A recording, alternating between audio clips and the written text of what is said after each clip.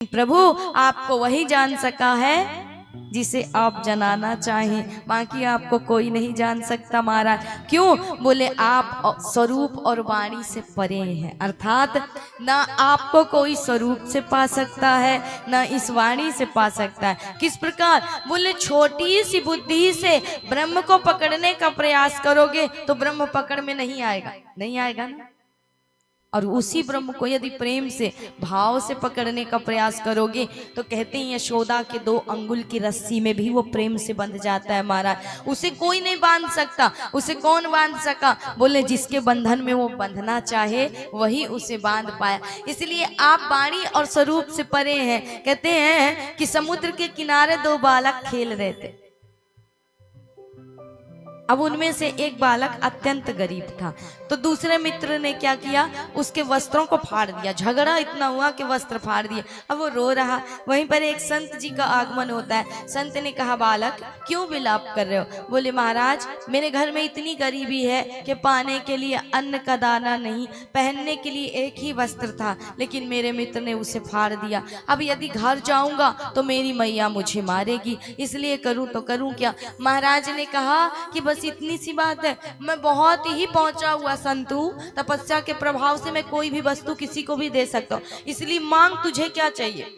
महाराज ने सोचा होगा कि शायद बालक है, खाने को कुछ मांगेगा, पहनने को कुछ मांगेगा, लेकिन बालक ने जो उपदेश दिया, जो अर्थ निकाला है जीवन का, शायद वो बड़े से बड़ा ज्ञानी भी नहीं दे सकता था। संत स्वयं नतमस्तक हो गए महाराज। जब उस बालक ने कहा विचार कर लीजिए, जो मैं मांगूंगा आप दे पाएंगे? बोले आवश्यक रूप से, मेरे पास ऐसा क्या नहीं जो मैं ना दे सकूं। तू मांग, तुझे क्या चाहिए? महाराज यदि देना चाहते हो तो मेरे पास छोटा सा प्याला है और सामने समुद्र है, इस समुद्र को इस प्याले में भर दो ना।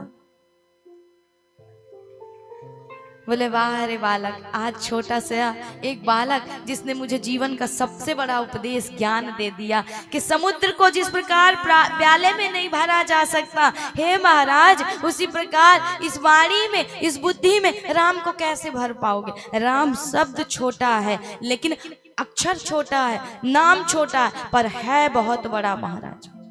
इसलिए प्रभु आप वाणी और स्वरूप से परे हैं, इस बुद्धि में आप नहीं आ सकते। आप कैसे आ सकते हैं?